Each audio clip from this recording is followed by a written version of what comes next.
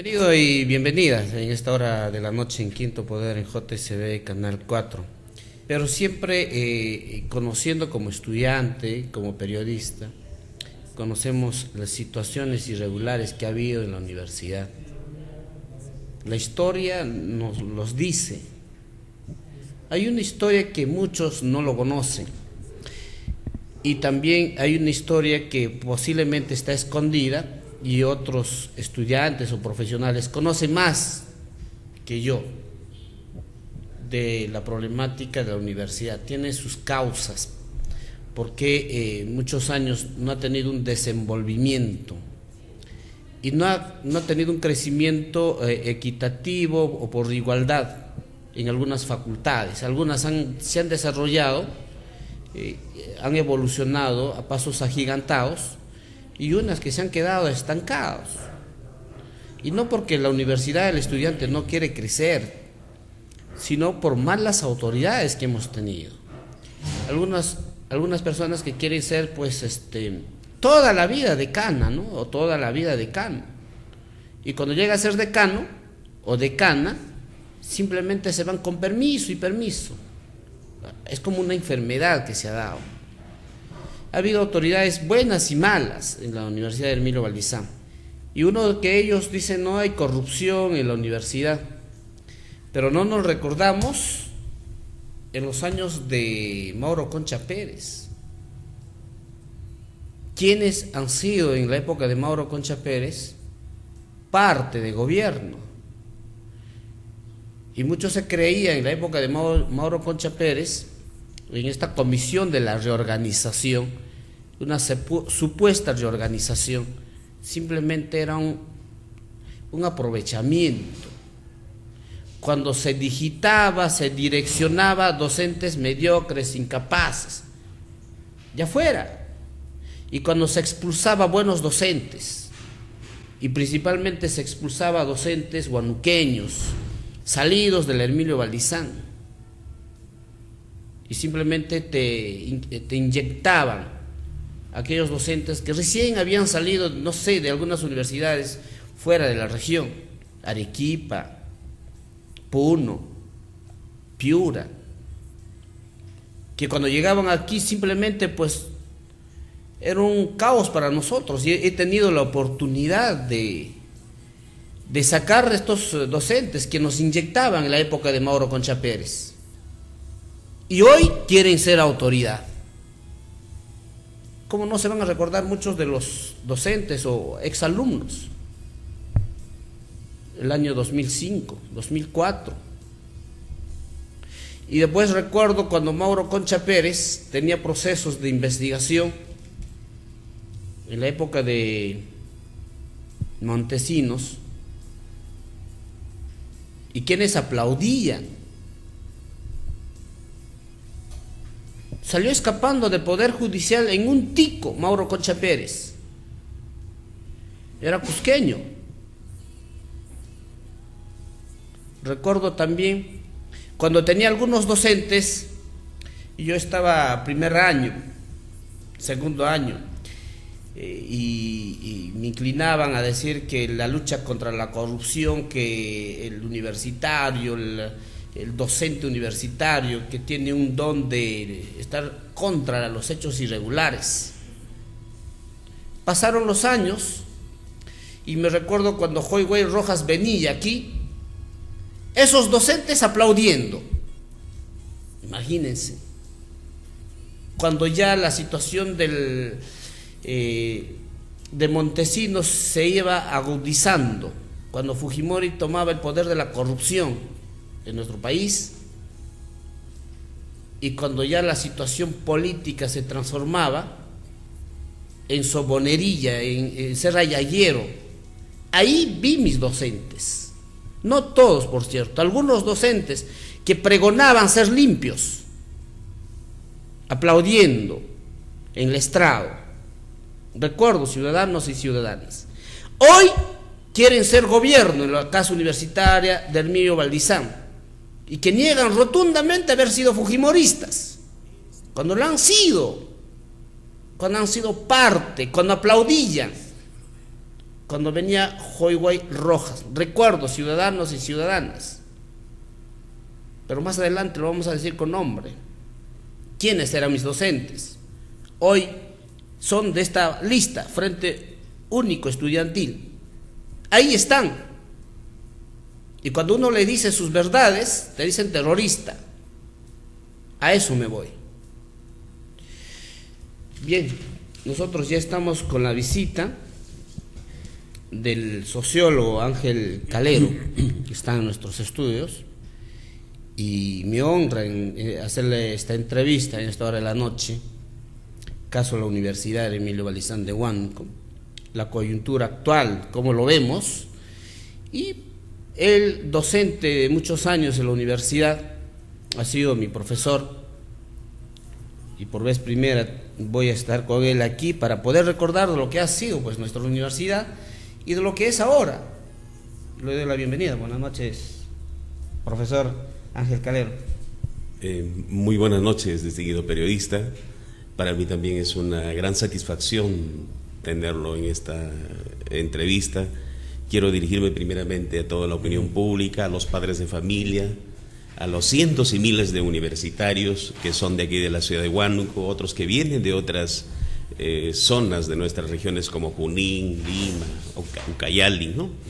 Y realmente es el motor que mueve en cierta medida la economía de servicios aquí en la ciudad de Huánuco, ¿no? Por eso nos sentimos bastante complacidos de servir con mucho cariño a la Universidad Emilio Valdizán, nuestra alma mater, ¿no? Donde nos hemos forjado, donde nos hemos especializado, y en los momentos más difíciles de nuestra vida nunca hemos abandonado Huánuco, ¿no? De eso sí, muchos docentes nos sentimos orgullosos, seguimos en pie, gracias a Dios y gracias a las circunstancias.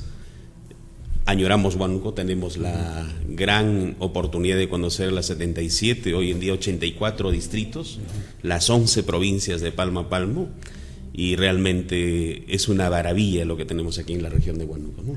Bien, profesor. Hoy queremos ver nuestra Universidad Emilio Valdizán. Es histórico, sacan muchos profesionales. Ha habido momentos de problemas dentro de esta casa universitaria, en la historia está escrita. Como catedrático y que ha estado en esta casa universitaria, ¿cómo lo ve nuestra universidad en la actualidad, profesor? Bueno, con mucha alegría debo decir que al margen a veces de la percepción equívoca de carácter política, la Universidad Nacional Emilio Valdizán ha alcanzado un nivel de desarrollo, ¿no? Innegablemente eso es tangible, ¿no? Tangible en el sentido de que todo el sistema de infraestructura que tenemos a la mano en la ciudad universitaria es digno de aplausos de muchos profesionales que vienen de fuera, ¿no? Tenemos pabellones bien instalados, tenemos laboratorios, tenemos un sistema de comunicación bastante importante, ¿no? Hay una ventaja comparativa con relación a otras universidades donde muchos cuadros docentes están saliendo al extranjero, muchos en la misma ciudad de Lima se están innovando, se están capacitando, y eso es importante porque al final eso va a redundar en el beneficio de los estudiantes, ¿no? Esta mejoría, ¿hace cuántos años se viene notando en nuestra universidad? Por lo que he podido percibir, estos 10 últimos años ha sido muy importante, ¿no? Se ha generado todo un proceso de anclaje, lo cual ha permitido tener también cierta inyección de parte del Ministerio de Economía, cierto uso adecuado de los recursos propios, ¿no? Y obviamente eso ha beneficiado de cómo hoy en día la universidad se ha instalado el paradigma de trabajar a nivel de los proyectos, ¿no? Y creo que es importante, ¿no? O sea, al margen de quienes han pasado por la universidad, todos han dejado un granito de arena, ¿no? Y claro, es la mejor manera de construir universidad, ¿no? Y no podemos ser tan celosos, tan mezquinos en decir que la universidad no avanza. Sí ha avanzado sustancialmente, ¿no? ¿Qué se ha hecho para que se dé este repunte o para ver esta mejoría hace 10 años? Bueno, ¿Qué ha ayudado? sí, lo que ha ayudado definitivamente es la estabilidad política e institucional de la universidad, ¿no? Si nosotros comparamos en la década del 90 con esta década del 2000, hay una diferencia sustancial, ¿no? O sea, el hecho de tener una estabilidad política e institucional te genera, digamos, cierta posibilidad de proyectarte, ¿no?, para los próximos 20 o 30 años, de cómo quieres la universidad, cómo visionas la universidad, a dónde quieres llevar a la universidad, ¿no? Y lo bueno que ellos tenemos que aplaudir, porque efectivamente hemos avanzado sustancialmente en ese camino, ¿no? En cambio, en la década del 90 no podíamos, ¿no? O sea, la intervención de la universidad en realidad apagó la posibilidad de impulsar el desarrollo de la universidad. ¿Cuál era la coyuntura en ese momento y cuál era el motivo para decir hay que hacer una reorganización de la Universidad de Emilio Valdizán? Bueno, obviamente la coyuntura política era una coyuntura muy drástica, muy firme, muy dictatorial, ¿no? Y obviamente el servicio de inteligencia estaba instalado en la universidad, ¿no? El pretexto era de que, bueno, existían supuestamente terroristas y entonces había que limpiar a la universidad de los terroristas y hay que intervenirlas para dejarlas limpias, ¿no? Ahora, la pregunta va, hay uno que tenemos inteligencia y vamos a ver quiénes eran inteligencia, y el otro era que se direccionaba o se indicaba como terroristas a algunos docentes. Bien, ha habido docentes involucrados en hechos del terrorismo, pero también ha habido que, por culpa de esto, ha habido inocentes que han pagado culpabilidad. Yo diría que nunca se logró comprobar fehacientemente que efectivamente pues habían docentes terroristas. No se logró comprobar. No se llegó a comprobar. No se llegó a comprobar. En todo caso, la historia en realidad tendrá que expresar por qué realmente se hizo una persecución de manera muy amañada, muy soterrada, ¿no?, a muchos docentes que en realidad pues no teníamos nada que ver con el terrorismo. Por ejemplo, disculpe, me recuerdo mucho cuando se le presentó en la década del 90 con traje a reyes al doctor Espinosa Eguavi, al doctor Bauer, ¿no? Y a muchos grandes connotados profesionales que trabajábamos en la universidad, y realmente fue la ofensa más grande que se pudo trasladar a la Universidad de Emilio Valdizán, ¿no? Realmente fue un golpe moral, un golpe ético, un golpe contra el conocimiento y la racionalidad, ¿no? Y eso sí, definitivamente no lo podíamos soportar, ¿no? Eso, todas esas situaciones que se dio, se ha pagado años, sí, para poder mejorar en conocimiento y mejoría de por lo menos ser familia dentro de la universidad. Había mucho egoísmo, había odio, venganza. Es la luz apagada de la Universidad de Emilio Valdizán. Una época perdida. Sí, definitivamente, porque realmente se impuso un formato de cómo se tenía que hacer cátedra en la Universidad de Emilio Valdizán. Y fue una imposición, una estructura curricular que más parecía un sistema carcelario, donde se consideraba como presos a los estudiantes y estaba terminantemente prohibido, ¿no?, hablar. Solamente tenías que manejar la mano para tomar nota de lo que te decían los docentes universitarios. Bien. Profesor, ¿qué año se dio esta comisión reorganizadora en la universidad? Fundamentalmente 96, 97, 1996. 98. Sí, empezamos en 96 con mucha fuerza, ¿no? Ya, 1996. Para que nos entiendan nuestros ciudadanos. Generalmente se dio persecución a los docentes. Fue una persecución por el asesoramiento y el apoyo de muchos docentes de la Universidad. Cuando se dice asesoramiento, venía asesoramiento y apoyo de parte de docentes de la Emilio Valdizán. De la Emilio Valdizán, que tenían podría ser tus propios colegas. Los propios colegas de la facultad, los propios funcionarios de mando medio que trabajaban directamente con el señor Concha Pérez, ¿no?, y el servicio de inteligencia que estaba instalado ahí en la universidad. ¿Quiénes eran el servicio de inteligencia?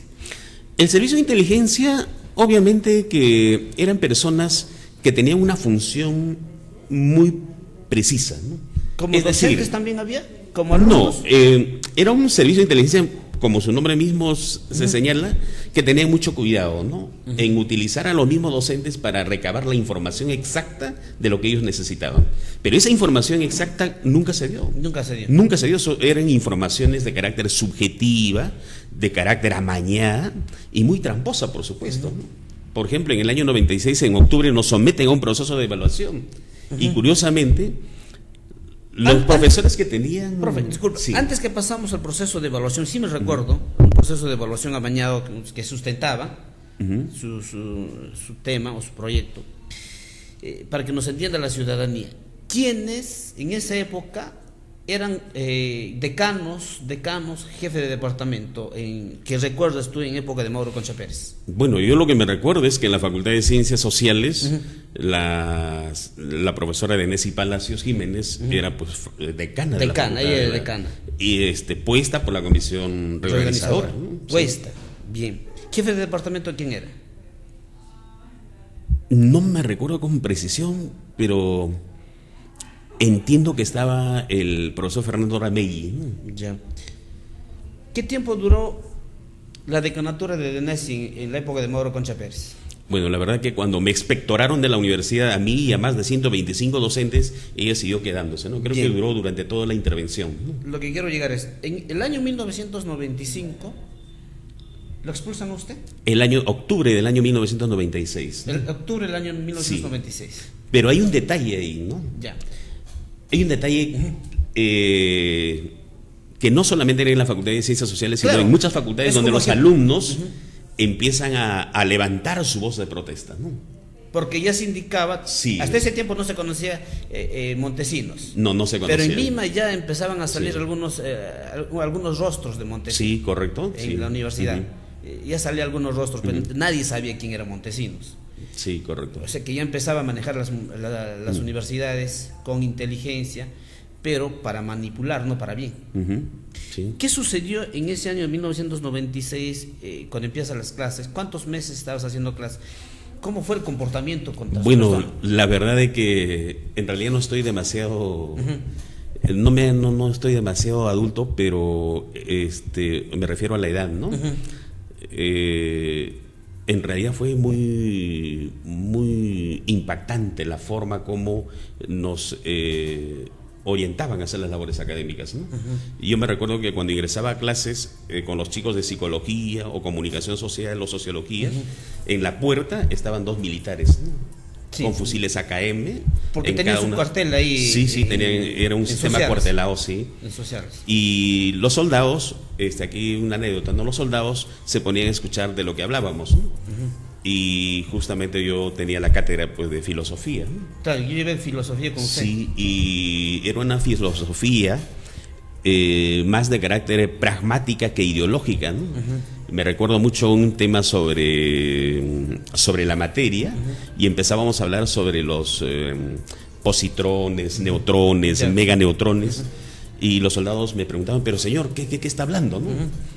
Y ellos la verdad no sabían qué cosa estábamos hablando. Pero ellos pensaban de otro tipo de filosofía. Sí, ellos pensaban que era otro tipo de filosofía, ¿no? Algo ideal. Sí, y sin embargo se veía mucha sonrisa de parte de los estudiantes y ellos lo veían desde el ámbito más de carácter político, ¿no? ¿Qué pasó por medio de abril, mayo, junio, octubre? ¿Qué sucedió? ¿Cómo fue su caso? Y bueno, ya era una persecución porque en ese momento yo participé como miembro, como secretario de organización del sindicato de docentes de la Universidad Emilio Valdizán, y todos los miembros, que éramos 16 del sindicato, estábamos en la lista negra, ¿no? A todos de la lista. Todos de la lista, y adicionalmente habían otros 100 y tantos docentes que ya prácticamente la suerte estaba echada, porque de una u otra manera habían tenido cierto conflicto con ciertas autoridades, ¿no? Que tenían ciertas rencillas, ¿no? Y había esas situaciones que en realidad era el argumento para elaborar una lista tentativa de quienes nos íbamos a salir a la universidad. Entonces ellos estaban acumulando una serie de evidencias, y la evidencia más fuerte, me recuerdo mucho que a nosotros nos sometieron a una estructura militar para desfilar el 28 de julio del año 1996. 1996. Sí, y fuimos un grupo de docentes que nos plantamos, dijimos, ¿Por qué? Nosotros no tenemos por qué obedecer un sistema militar. La Universidad de Emilio Valdizán se respeta y se tiene que respetar. Alzamos nuestra puesta de protesta sabiendo de lo que nos podía pasar más adelante. Particularmente yo no desfilé. Ya. Y muchos colegas tampoco desfilaron. ¿Quién digitaba esta lista, o quiénes digitaban esta lista para que estos docentes sean enfocados o se dé una persecución o esté en la lista, se puede decir una lista negra, que manejaba inteligencia en la universidad? En realidad había un señor Rojas en la Universidad de Emilio Valdizán que era el encargado directo de procesar toda la información, con el consentimiento de los decanos de cada una de las facultades. ¿Los decanos llevaban información? Sí, las informaciones. De cada escuela. Sí, facultad. Con el pasar del tiempo nos dimos cuenta de que todos los días a partir de las 8 de la noche hasta las 9 se encerraban para dar los partes diarios al señor Rojas y al Servicio de Inteligencia, ¿no? Cómo era el comportamiento, qué cosas hacían los docentes, si se están portando bien, entre comillas, ¿no? Cuáles eran los temas que habían desarrollado, ¿no? Cuál fuera la reacción de los estudiantes, cómo analizan el comportamiento de la relación entre docente y estudiante, ¿no? O sea, había una serie de informaciones que posteriormente se filtraron, ¿no? Se filtraban. Sí.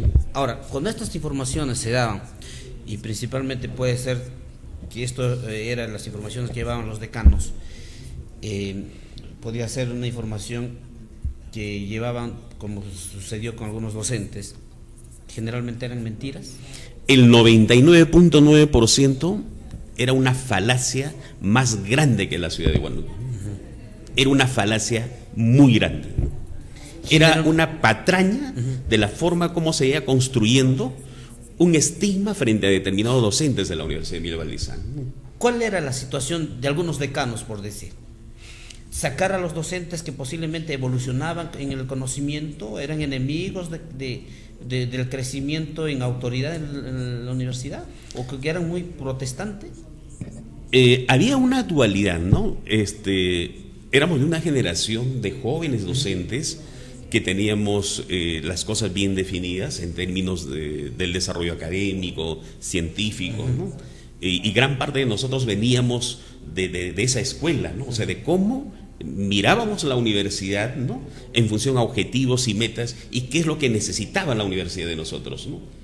Y por eso que gran parte del segmento de docentes que ingresamos en la década del 90 teníamos esa predisposición a ser los mejores en la cátedra universitaria, ¿no? ¿Era otra visión de la sociología con una visión moderna? Sí, teníamos muchos ingredientes de innovación, sobre todo porque la escuela que a mí se me dictó en la universidad era una escuela muy, muy antigua dentro del ámbito dentro del ámbito de la sociología, ¿no? Entenderán los chicos universitarios y los padres de familia. Yo llevé por los cursos de materialismo dialéctico, claro, histórico, teoría del campesinado, marxismo 1, marxismo 2, ¿no? Pero en realidad esas tendencias, si bien es cierto que son importantes, no eran determinantes, ¿no? Lo que el estudiante de sociología necesitaban eran instrumentos, eran herramientas de cómo podían proyectarse hacia el futuro. ¿Y qué es lo que necesitaban las instituciones del Estado, los programas sociales, las ONGs, ¿no? Y las empresas privadas, ¿no? O sea, había una predisposición a entender de que la sociología no podía ser estática dentro de la Facultad de Ciencias Sociales, sino teníamos que girar a ver de manera diferente. Porque la sociedad estaba en cambio. Claro, y eran momentos trascendentales, ¿no? Recuérdense los 80, los 90, que teníamos una especie de tendencia de cómo se desarrollaba el escenario mundial, ¿no? Entonces, y nosotros nos desarrollábamos al calor también de eso, ¿no? Y Huánuco necesitaba de una sociología muy diferente, ¿no?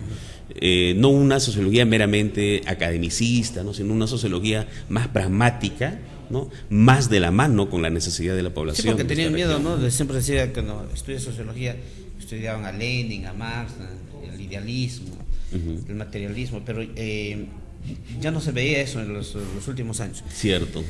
¿Qué sucede, profesor? O sea, ¿cómo se da cuenta, o fue que nunca se dio cuenta en el momento cuando ya deciden sacarte las autoridades de la comisión reorganizadora del Emilio Valdizán y de la Escuela de Sociología, o de la Facultad de Ciencias Sociales? Bueno, ¿en qué momento se encontraba? ¿O le invitaron? Dimos el examen. Ya, luego, era un examen, ¿no? Sí, era un examen que fue el pretexto, ¿no? Un examen que tenían que pasar todos, una evaluación. Una evaluación para todos los docentes de la Universidad de Emilio Balizán. Se nos aplicó, y no me dejarán mentir muchos de los docentes que seguramente a estas horas de la noche claro. Nos están viendo. Incluso yo en mi domicilio, vivía en Girón Junín, en la cuadra 6. Sí, recuerdo. Hice como una especie de academia para todos los docentes que querían capacitarse. Y yo capacité a muchos docentes. El plato fuerte era razonamiento matemático, razonamiento verbal y el test de Likert, que yo me había preparado 6 meses antes, ¿no? Y entonces corríamos con el tiempo y nos preparamos, éramos como 30 docentes, ¿no? Pero sustentación. Pero en realidad la suerte ya estaba echada, no fue un pretexto el examen. ¿Cuánto te pusieron de nota? Bueno, yo saqué la nota de 0,4. 0,4. Sí, y por debajo de mí el doctor Bauer sacó la nota de 0,3, el doctor Espinosa Iguávila sacó 0,2, tengo entendido. O sea, era, digamos, una cosa, una locura, no sé, con el respeto que se merecen los otros colegas que sacaron 18, 19, ¿no? Pero, o sea, no era para tanto, ¿no? O sea, nota tan baja, conociendo lo básico, ¿no? De un examen que calibraba ciertos elementos de juicio, que estamos seguros que nosotros rendimos bien, ¿no? Pero fue un pretexto para sacarnos, nos entregaron un oficio de agradecimiento y nos dieron una liquidación de 50 soles esa vez, ¿no? Eso fue todo, ¿no? Y fuera de la universidad. Fuera de la universidad. Supuesta evaluación. Supuesta evaluación. Sí, porque nosotros entendíamos esto porque era una supuesta evaluación. ¿Por qué? Porque se empezó a poner docentes que venían de Cusco, de Puno, si no me recuerdo. Sí, fue un periodo muy amargo a veces para Huánuco también, ¿no? Y docentes que venían pues ni siquiera sabían borrar pizarra, no sabían hablar, o sea, no estaban preparados para dar clases. Eso es cierto, ¿no? Eso es cierto, fue una improvisación muy fuerte. Una improvisación, inclusive hicimos todavía algunas movilizaciones internas pequeñas, unos reclamos con documentos a la decana, que no queríamos a esos docentes. Porque yo me recuerdo, yo era delegado, ¿te recuerdas de Canchari? Ah, sí, Abel Canchari, sí, un joven muy...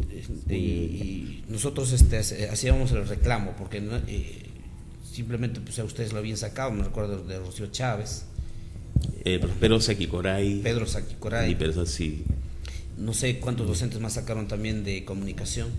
Sí, cierto, y dos docentes de comunicación. Pero nosotros notábamos que los docentes viables, más estrategas, lo habían sacado, pues, ¿no? Y nos estaban cambiando por otros docentes que no tenía nada que ver pues con la carrera de sociología, ¿no? Me recuerdo, tuve una profesora, vino cuando no era ni socióloga, era una asistenta social. Ah, caramba. Yo me recuerdo porque era una asistenta social. Bien, usted deja la universidad. Sí. Fue un momento bastante crítico, pero estaba preparado mentalmente. Lo que sí, me quedé muy incómodo, con mucha nostalgia, ver a los jóvenes, ¿no? Se me recuerdo mucho una movilización muy fuerte de los jóvenes de sociología, de comunicación social, de psicología, de obstetricia, donde tuve la oportunidad. Una presión muy fuerte, sí, y me sentía tan impotente y miraba de la carretera, y eso me generó una nostalgia, ¿no? Dije, pero bueno, por lo menos estos jóvenes son muy valientes para decir las cosas como son. ¿Te recuerdas de Chávez? Sí, de Chávez, de Isaac Espinosa, muy buenos jóvenes que nunca le dijeron a la dictadura bienvenido, ¿no? Sino supieron ponerse firmes y supieron responder, porque era una manera muy maquiavélica de cómo se estaba manejando la universidad. Cuando usted sale de la universidad, que le invitan ya a retirarse con documento y con su nota, y humildemente se va, ¿usted qué pensó? ¿Cuál era la idea que se te viene? Porque tú conocías cuál era tu preparación y por lo menos sabías qué es lo que está sucediendo, de lo que nosotros no sabíamos. Esa primera etapa, si bien es cierto que era muy doloroso, la etapa más dolorosa venía todavía más adelante, porque efectivamente empezó la verdadera persecución de la dictadura, ¿no? Me recuerdo mucho que visitaron mi domicilio, había toda una psicosis en mi familia, ¿no? Había, digamos, todo un sistema de reglaje, ¿no? Hacia mi persona especialmente, ¿no? Y hacia todavía los colegas que habían sido retirados de la universidad. Y muchos amigos me decían, profesor Calero, creo que lo más saludable es que se retire de la ciudad de Huánuco. Agradecí esos gestos, pero nunca me retiré de la ciudad de Huánuco. Nunca me retiré de la ciudad de Huánuco. En esos momentos, para ti, ¿quién era culpable para que te sacan? Para que pues, ya sabías que había una lista, te dabas cuenta. ¿Qué pensabas? ¿Qué es lo que te pasaba por la cabeza? ¿Qué es lo que está pasando? ¿Hay una venganza? Sí, entiendo de que fue una manera de entender, digamos, a los colegas, pero no entender también el derecho de poder de repente hacer una competencia sana, ¿no? Un colega que podía dar para más en el ámbito de la sociología, ¿no? Un colega que lejos de generar cierto escozor de carácter de celos, más bien, digamos, una alianza estratégica para el desarrollo de la escuela, ¿no? Fue una cuestión muy subjetiva, ¿no? Muy tirado de los pelos. No podías entender qué es lo que está pasando. Y la verdad que al final logré asimilar, ¿no? Y dijo, bueno, pues que en realidad ese gesto es un gesto que no se debe hacer con ningún colega, ¿no? Al margen que podrían haberme sacado de la universidad, entiendo de que no era la forma, la manera de cómo quedar bien con la dictadura. Con la supuesta evaluación. Claro, ¿no? Y a partir de un pretexto como es la evaluación, retirarte de la universidad, ¿no? Profesor, yo le pregunto aquí, cuando se les retira a Pedro Saquicuray, a Rocío Chávez, Ángel Calero, ¿quién más retira? ¿A quién más lo saca? En esa lista estábamos 120 y tantos docentes, ¿no? Me recuerdo algunos nombres como la profesora Flor Ayala de Psicología, ¿no? Lili Campos, Amancio Rojas, ¿no? El mismo doctor Ewer Portocarrero, ¿no? Y muchos colegas, el mismo doctor Espinosa Bávil, Bauer. ¿Usted no se daba cuenta que sacaban a los mejores profesionales, mejores docentes, y quedaban los incapaces, los sobones, los ayayeros? Lo que yo sí entiendo es de que la masa gris retiraron de la universidad, con el respeto de los colegas que se quedaron. Hay que decirle la verdad. Sí, hay muchos muy buenos colegas que se quedaron por derecho propio, porque en realidad también se sentían impotentes de hacer algo. Y yo saludo a esos colegas que se quedaron porque desde el anonimato empezaron a entender y a sentir la esencia de cómo funcionaba la dictadura en la universidad, ¿no? ¿Tú tuviste antes que te sacan, o meses o años atrás, algún problema o algunas dificultades que has sido tú para Denesi Palacios?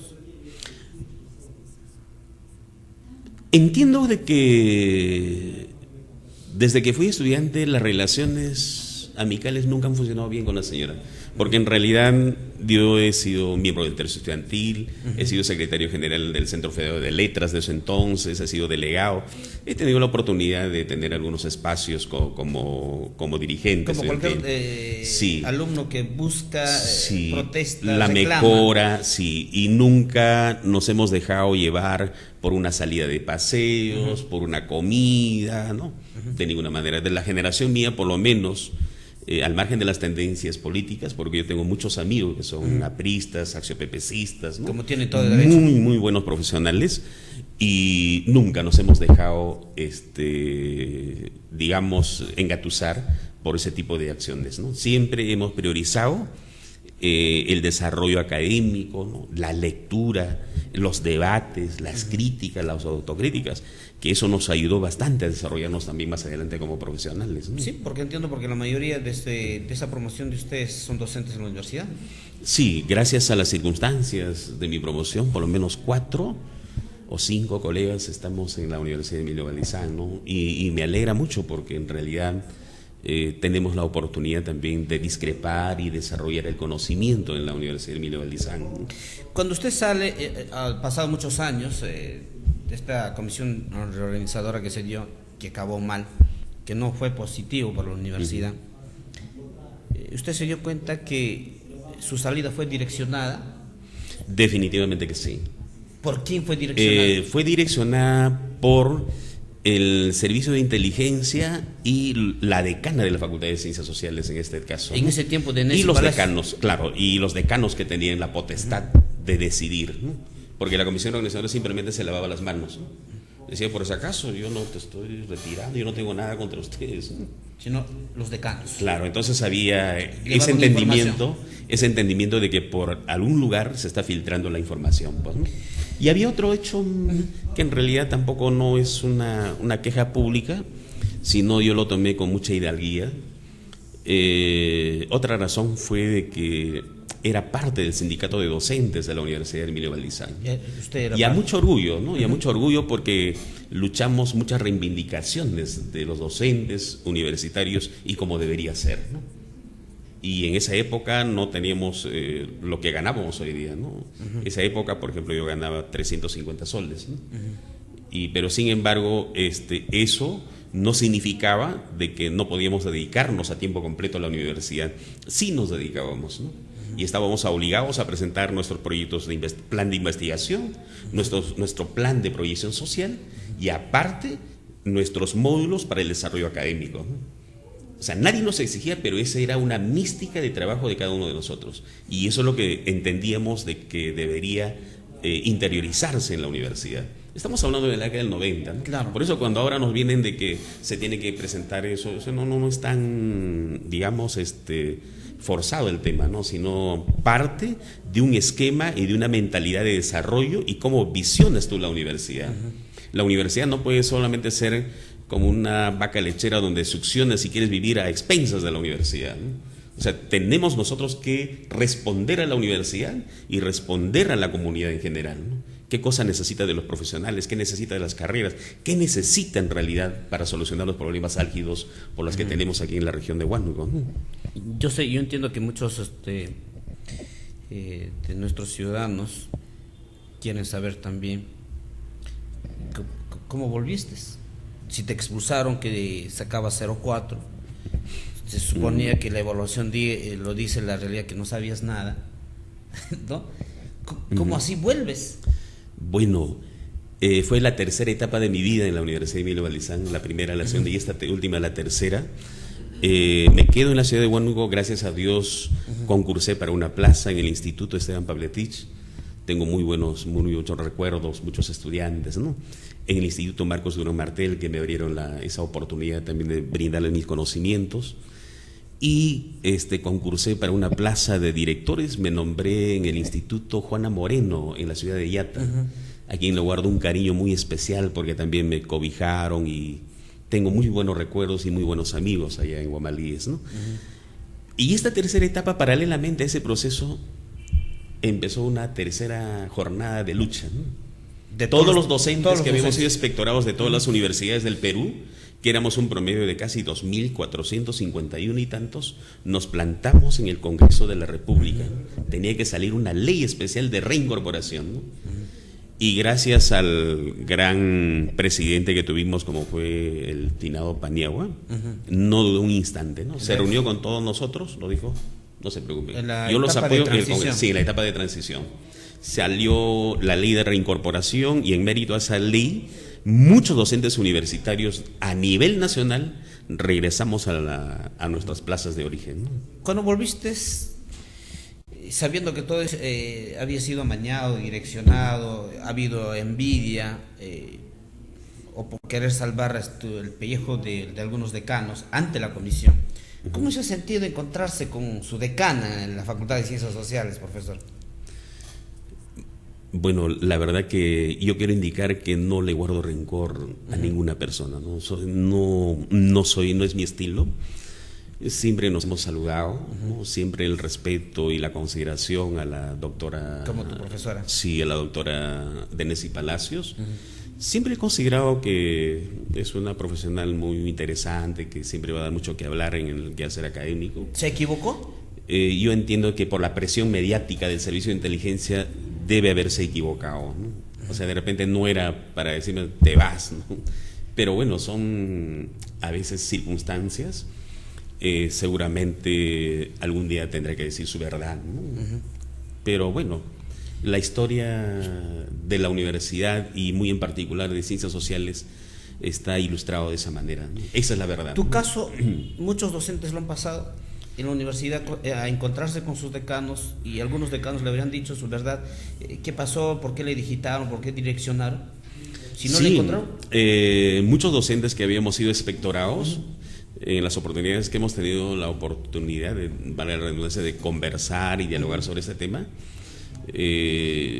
muchos de ellos, bueno, han generado cierta relación de ciertos conflictos, ciertas maneras de entender de otra manera las relaciones laborales, ¿no? Y no han tenido esa oportunidad de sanar esa herida, ¿no? Yo en realidad los he sanado, lo tengo bien curado la herida.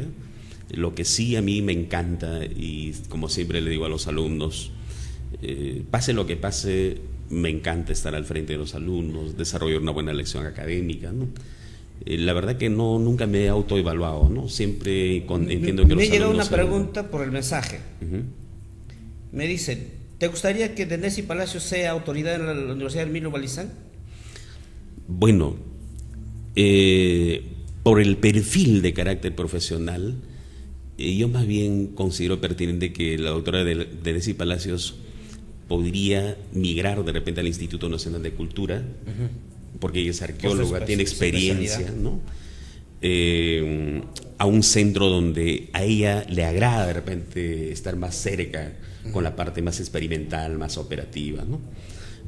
A la doctora a veces le gana un poquito el carácter, ¿no? La forma de ser, el carácter, ¿no? Y en la universidad lo que necesitamos es personas muy calmados, ecuánimes, no muy calmados, que miren con mucha visión el futuro de la universidad, que no tengan esos celos profesionales, que no haya esa predisposición. ¿No te conflicto, sacaron a ¿no? ti por celos profesionales? Podría ser un punto, ¿no? Podría ser un punto, y se han sumado una serie de situaciones, ¿no? Sí, se han sumado una serie de situaciones, pero gracias a Dios, donde voy, siempre esto es un producto del Emilio Balizán, y la verdad que me siento muy tranquilo de vivir y de trabajar en esta ciudad, ¿no? Y es lo mejor que puedo tener, ¿no? Quiero has pasado una experiencia, ¿no? Nunca has dicho esto, nunca has contado a nadie. No, es la primera vez, y yo sé que quedará grabado para el recuerdo, ¿no? Sí. Y para poderlos tener la oportunidad de Yo siempre he querido verlo preguntarlo veces, eso. ¿no? Ah, gracias. Porque gracias. he vivido esos momentos, porque desapareciste como arte de magia. Sí. Empezaba a conocerte y desapareciste. Sí, como muchos docentes universitarios que fuimos sacados de la universidad, hicimos un periodo de duelo. Es muy fuerte, ¿no? O sea, es como te quitasen el trabajo de la noche a la mañana, ¿no? Pero a veces también uno debe estar preparado para este tipo de retos, ¿no? Y la verdad es que ese proceso ha hecho que conozco muy buenos amigos, sinceramente. Lo que entendí, un lenguaje que me haces notar hoy, se necesita un docente, un profesional con rostro humano, que mira a todos sus compañeros docentes y al alumno por igual. Eso es un punto a favor, y también el respeto al derecho de los docentes, ¿no? Tienen derecho a la especialización, derecho al ascenso, ¿no? Derecho a las capacitaciones. ¿Por qué ser mezquinos con uno sí, con uno no? O sea, tiene que dejarse Si tú eres de mi grupo, te ayuda a ti. Eso es bien peligroso, muy peligroso en la universidad. Yo tengo mi grupo, ustedes tienen que levantar la mano para yo ser siempre decano o decana. Muy peligroso.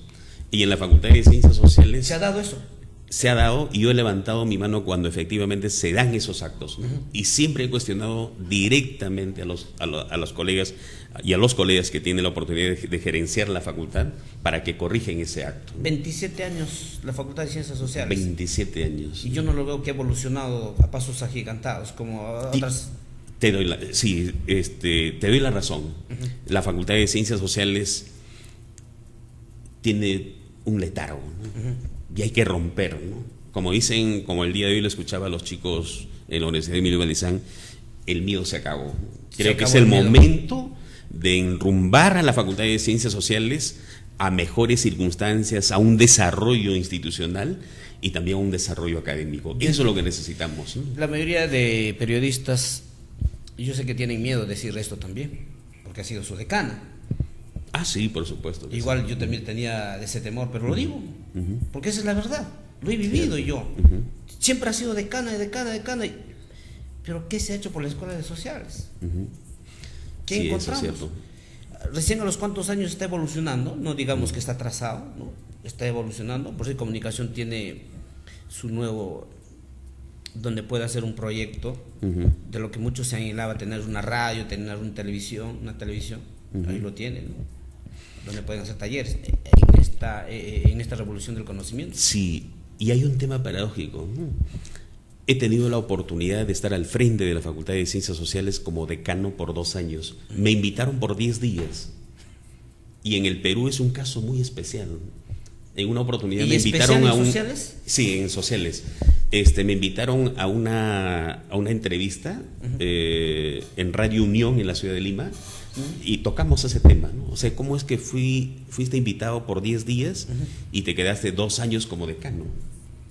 Imagínate. Fue en el año 2009-2010. ¿Qué sucedió ahí? Antes del 2009, yo en realidad muy esporádicamente estaba con un tiempo completo y había problemas. La Facultad de Ciencias Sociales se había cerrado.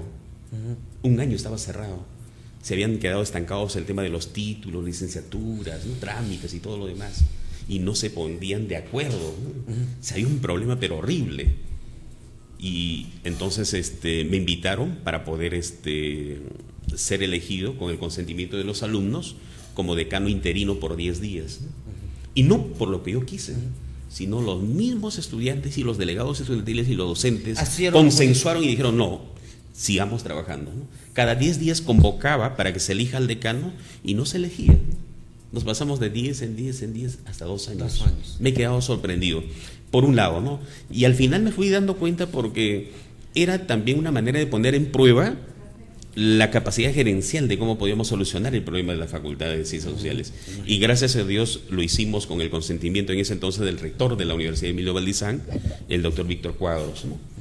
Empezamos a implementar las aulas, empezamos a crear un circuito cerrado para la Escuela de Comunicación Social, empezamos a implementar una serie de proyectos con los profesores contratados de comunicación y algunos colegas que son nombrados, y se hizo una primera piedra para la Facultad de Sociales.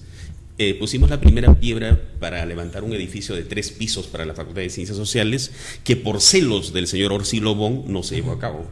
Yo dejé listo el perfil. ¿De Orsi Lobón? Sí, yo lo digo con letras bastante grandes. Eso es lo que a veces me incomoda, ¿no? ¿Y quieres el gobierno ahora?